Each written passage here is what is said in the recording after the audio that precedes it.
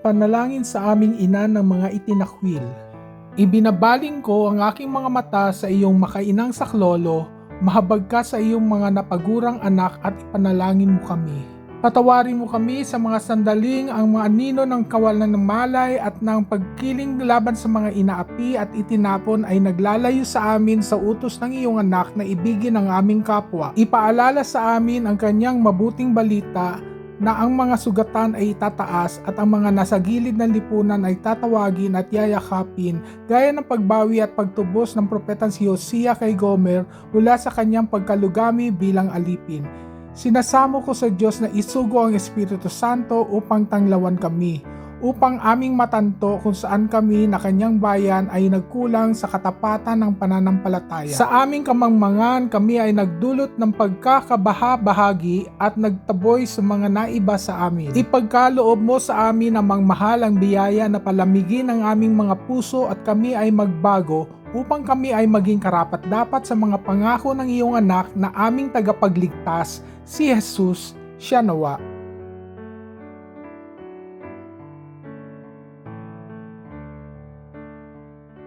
Ang kwento ni Ana, Maria at ng mga Salmo. Minsan ang pinakadakilang kwento sa kasaysayan ay hindi nagsisimula sa mga palasyo ng hari, kundi sa tahimik at masasakit na bahagi ng buhay ng mga ordinaryong tao. Kung babasahin mo ang kwento ni Ana sa Aklat ng Samuel, ang mga tradisyonal na awit ng papuri sa mga salmo at ang sikat na awit ni Maria ang Magnificat sa Ebanghelyo ni Lucas, makakita ka ng isang magandang koneksyon sa kanilang lahat. Ito ang kwento tungkol sa kung paano itinataas ng Diyos ang mga tao mula sa malalim na kalungkutan, kung paano niya binabaligtad ang hindi patas na mga patakaran ng mundo at kung paano niya itinuturo ang daan patungo sa darating na tagapagligtas. Narito kung paano naghahabi ang tatlong bahaging ito ng kasulatan para sa isang malaki at puno ng pag-asang mensahe. Mula sa lihim na luha tungo sa hayag na kagalakan, ang pagtatapos ng kahihiyan. Para maunawaan ng paglalakbay na ito, kailangan muna nating intindihin ang isang mabigat na salita, kahihiyan o paratang. Sa sinaunang mundo, ang ibig sabihin nito ay isang malalim at masakit na kahihiyan sa lipunan. Sa panahon ni Ana, ang buong halaga ng isang babae sa lipunan ay nakadepende sa pagkakaroon ng anak. Dahil hindi mabuntis si Ana, nakaranas siya ng malupit na panunukso at pakiramdam niya ay lubos siyang nawasak at nakalimutan. Sobrang bigat ng kanyang lungkot kaya umiyak siya ng may pait habang nagdarasal. Pagkalipas ng ilang siglo, isang batang babae na nagngangalang Maria ang humarap sa sarili niyang bersyon ng kahinaan sa lipunan. Mahirap lang siya, nakatira sa isang maliit at hindi pinapansing nayon na tinatawag na Nazaret at nabuntis bago ang kanyang opisyal na kasal. Sa kanilang kultura, peligroso ito dahil maaari siyang pagtsismisan ng matindi at itakwil ng publiko. Ngunit nakialam ang Diyos sa buhay nilang dalawa. Para kay Ana, binigyan siya ng Diyos ng anak na lalaki na nagngangalang Samuel. Para kay Maria, pinili siya ng Diyos na magdala sa tagapagligtas ng mundo. Nang matanggap ng mga babaeng ito ang pabor ng Diyos, agad na natapos ang kanilang personal na kahihiyan. Ang mabigat na dinala nila dahil sa pagtingin ng lipunan na mas mababa sila ay biglang nawala. Sa Salmo, partikular sa awit 113, nakikita natin na ang mismong katangiang ito ng Diyos ang ipinagdiriwang. Ipinapaalala sa atin ng awit na ang Diyos ay aktibong nagbibigay ng pamilya sa babaeng walang anak upang maging isang masayang ina. Para kina Ana at Maria, ang kanilang mga lihim na luha ay nagbago at naging isang hayag na pagdiriwang ng dangal. Ang banal na pagbabago, pagbaligtad sa mundo. Hindi itinago ni Ana at Maria ang kanilang saya, ibinahagi nila ito. Naiintindihan nila na ang ginawa ng Diyos sa kanila ay halimbawa ng nais niyang gawin sa buong mundo. Ito ang tinatawag na banal na pagbaligtad. Ang ideya na nais ng Diyos na pabagsakin at baguhin ang takbo ng kapangyarihan ng tao. Sa kanilang mga awit, parehong gumamit ang dalawang babae ng halos magkaparehong salita para ilarawan kung paano kumikilos ang Diyos. Umawit si Ana, ang mga busog ng mga mandirigma ay nabali, ngunit ang mga nadapa ay binigyan ng lakas. Itinaas niya ang mahihirap mula sa alabok. Ito naman ang naging tinig sa Salmo. Itinaas niya ang mahihirap mula sa alabok at hinango ang nangangailangan mula sa tambak ng basura.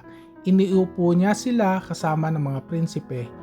Umawit naman si Maria, ibinaba niya ang mga pinuno mula sa kanilang mga trono, ngunit itinaas ang mga mabababang loob. Binusog niya ng mabubuting bagay ang mga nagugutom, ngunit pinauwing walang dala ang mga mayayaman. Ang banal na pagbabago at dakilang pag-asa. Ipinapakita sa atin ng tatlong tekstong ito na hindi katanggap-tanggap sa Diyos ang kayabangan at kasakiman ng tao. Sa kanyang kaharian, ang mga mapagmataas at makapangyarihan ay ibinababa. Samantalang ang mga nakalimutan, nagugutom at isinantabi ay binibigyan ng natatanging karangalan. Ang pinakadakilang pag-iasa, ang propesiya tungkol sa Mesiyas. Panghuli, magkakaugnay ang mga kwentong ito dahil hindi lang sila nakatuon sa mga ginawa ng Diyos sa nakaraan. Nakatingin din sila sa isang dakilang kinabukasan. Ang personal na naranasang ginawa ni Ana at Maria ay nag-aakay sa kanila na magsalita tungkol sa isang malawakang pagliligtas sa mundo. Sa dulo ng kanyang awit, may binanggit si Ana na nakakagulat para sa kanyang panahon. Umawit siya na ang Diyos ay magbibigay ng lakas sa kanyang hari at itataas ang kapangyarihan ng kanyang pinahiran. Kamangha-mangha ito dahil noong bigkasin ni Ana ang mga salitang iyon, wala pang hari ang Israel. Siya ang kauna-unahang tao sa kasulatan na gumamit sa salitang Mesiyas, ang pinahirang hari, sa ganitong paraan. Tumitingin siya lampas sa sarili niyang panahon at nakita ang pagdating ng isang haring magdadala ng tunay na katarungan. Nang isilang naman si Jesus sa Ebanghelyo ni Lucas, alam ni Maria na ang matagal nang hinihintay na hari ay nasa kanya mismong sinapupunan. Ginamit ni Maria ang mga salita ni Ana at ng mga salmo dahil alam niyang ang kanyang anak ang katuparan ng sinaunang pangakong iyon. Si Jesus ang pinakadakilang halimbawa ng banal na pagbabaligtad. Siya ang hari na dumating upang tapusin ang kahihiyan ng mundo, pagalingin ang mga sugatang puso at tanggapin ang mga mabababang loob sa kanyang bayan magpakailanman. Panalangin ng pag-asa. Ama sa langit, Diyos na mga mapagkumbaba at may pusong sugatan, pinupuri ka namin bilang Diyos na nagbabago ng tadhana, kung paanong pinalitan mo ng tagumpay ang hapis ni Ana at pinili si Maria upang magsilbing ina ng Mesiyas. Itinataas mo rin ngayon ang mga nalimutan at binusog ang mga nagugutom. Kapag pinanghihinaan kami ng loob dahil sa yabang at kapangyarihan ng mundong ito, ipaalala mo po sa amin na ang iyong kaharian ang gigiba sa mga baluktot nitong patakaran. Patahimikin mo ang ingay sa aming paligid upang masundan namin ang iyong tinig. Alisin mo ang bigat ng aming pagkapagod at dusa. Pagkalooban mo kami ng biyayang magtiwala sa iyong katarungan at mapayapang umasa sa iyong mga pangako. Amen.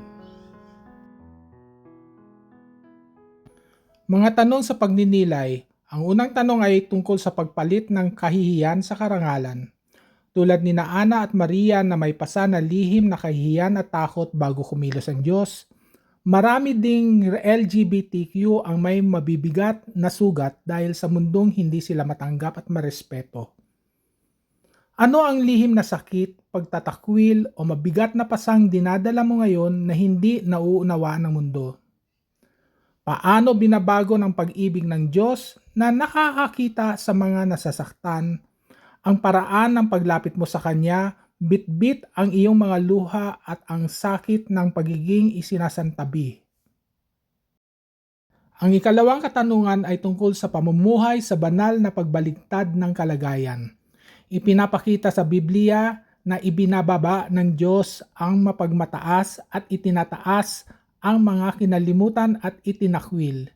Hinahamon ng prinsipyo ng Diyos ang diskriminasyon at pagka-isolate na nararanasan ng LGBTQ community. Sa bawat bahagi ng iyong buhay, kailan mo mas pinipiling umasa sa sariling lakas o sa dikta ng lipunan sa halip na sa malawak na biyaya ng Diyos? Paano natin matutularan ang puso ng Diyos sa pamamagitan ng pagtatanggol, paggalang at pakikiramay sa mga LGBTQ na sinasaktan ng lipunan at ng mga relihiyosong grupo? Ikatlong tanong ay tungkol sa pagkapit sa mas malalim na pag-asa. Puri na ni Hana ang Diyos para sa isang hari bago pa man ito dumating. At nagtiwala si Maria sa pangako ng Mesiyas kahit nasa sinapupunan pa lang niya ito. Pareho silang tumingin sa hinaharap ng may buong katiyakan. Kapag ang paligid mo ay tila madilim, hindi patas o puno ng pagtatakwil, paano mo maisasabuhay ang matatag at may pag-asang pananampalataya na ipinakita ni Ana at Maria? Ano ang isang pangako ng Diyos ukol sa kanyang pag-ibig at katarungan ang kailangan mong kapitan ngayon habang naghihintay ka sa kanyang pagkilos? Panalangin ng pagpapakumbaba at pagkalinga. Pangwakas sa panalangin. Panginoong Diyos na mga mapagkumbaba, nagpapasalamat kami sa iyo dahil ang aming mga kwento ay hindi nagtatapos sa hapis at dusa, kundi sa iyong kagalakan. Salamat dahil ikaw ang Diyos na nagbabangon sa mga dukha mula sa alabok at nagbibigay ng kasaganaan sa mga nagugutom. Sa aming pagpapatuloy sa linggong ito, itanim mo nawa sa aming mga puso ang mga pagninilay na ito upang maisabuhay namin ang iyong salita. Bigyan mo kami ng lakas ng loob na maging ligtas na kanlungan ng iyong walang kondisyong biyaya, na buong tapang na ipagtatanggol ang dangal ng aming mga kapwa LGBTQ at ng lahat ng nakaranas ng pait ng pagiging itinakwil. Ina ng mga itinakwil, ipanalangin mo kami. Kupkupin mo ang mga itinaboy at kinalimutan ng lipunan, at ituro mo sa amin ang landas ng tunay na pagmamahal at pagtanggap. Sa mga pusong nawawalan ng pag-asa, ihasik mo ang matatag na pananalig sa Mesiyas. Bigyan mo kami ng lakas ng loob na magtiwala sa iyo kahit tila magulo at baligtad na ang mundo. At gawin mo kaming kagamitan ng iyong pag-aliw sa mga taong naghihintay pang mapunasan ang kanilang mga luha.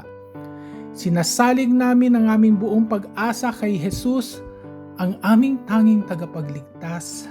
Amen.